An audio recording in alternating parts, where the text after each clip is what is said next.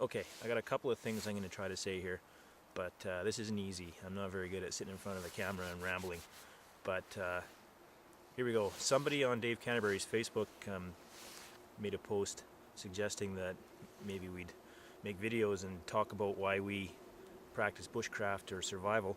And I thought, that's not a bad idea. I've put a couple videos out there now, and I thought maybe it wouldn't be too bad of an idea to explain why my videos are kind of geared in the direction that they are.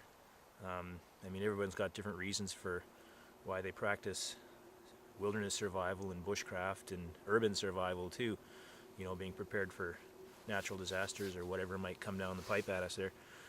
So my reasons are, I am a prepared person. I do take measures at home to make sure that things are squared away there, whatever might happen. But I enjoy the outdoors. I always have. I don't think that practicing survival and bushcraft was ever something that I chose to start doing. All my life, ever since I was a little kid, it's just been like a way of life. Even before I knew what survival or bushcraft was, it was just what you do, right? So I've also had opportunities to spend a lot of time out in the wilderness, and one of them was when I was 18. I worked in camp for most of a summer, spring and summer, in a very remote place, and it was just a wild place, amazing.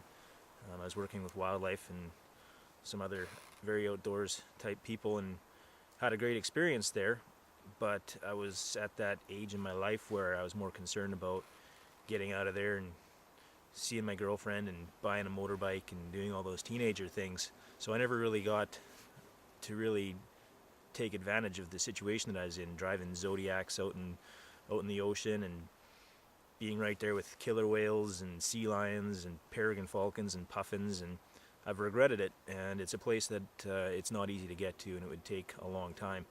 So long story short, too late for that, I guess. A lot of my wilderness survival stuff these days is making sure that I have my skills honed and set, that I can do long wilderness journeys, expeditions really. I do lots of overnighters and 2-day trips and even 4-day trips. I'm going to plan some week-long trips, and eventually I want to work it up to what it would take to get back to this place where I was in camp, which would take probably about a month. And I'm talking about traveling by kayak to get to this place. And I'm not really the kind of person that's going to load up a kayak with Mountain House meals or whatever and have my meals all planned out and scheduled. That's just not me. I would prefer to be more self-sufficient, live off the land. Every trip that I go on, I do some of that, fish for food and dig up things that you can eat and supplement the food that I bring. So that is a large part of why I practice these things and put out these videos. It's fun to put the videos out, kind of gives me a little bit of motivation to go and do it, and I'm going to keep on doing it. And I also think that maybe, you know, there's lots of people in the city that can't get out in the woods. I mean, look at this. I'm about a 15-minute walk from my home here. I'm out in it. I'm actually on my way to work right now, to my shop, but so this might be entertaining for somebody that's in a city, stuck in an apartment or something, and it might even motivate somebody to go spend some more time outside with videos like this. So my videos aren't going to be trying to teach anybody anything, like I said. It's just getting my skills squared away for the things that I want to do. Yeah, I guess that's about it for that. That's my reason, and I hope you guys enjoy what I'll put out in the future.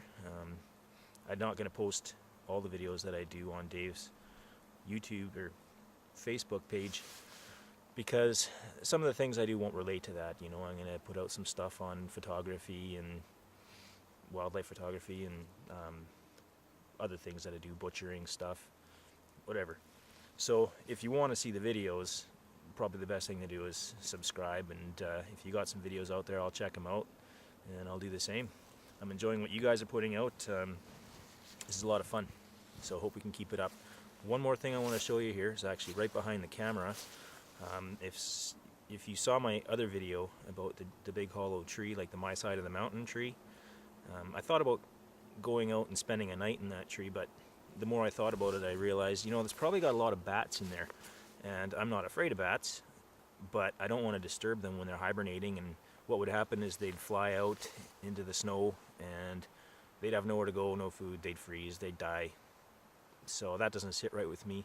In the summertime, I'd feel better about going in there. But what's back here is a smaller tree.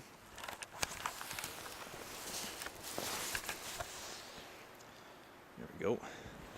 This tree's a lot smaller, but it's got the start of a decent hollow cavity in it, and the inner core of this tree is pretty much rotted away, so I could dig it out with an axe fairly easy.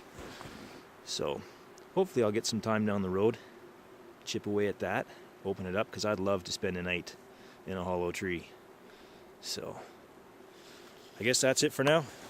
Take care. Thanks for watching.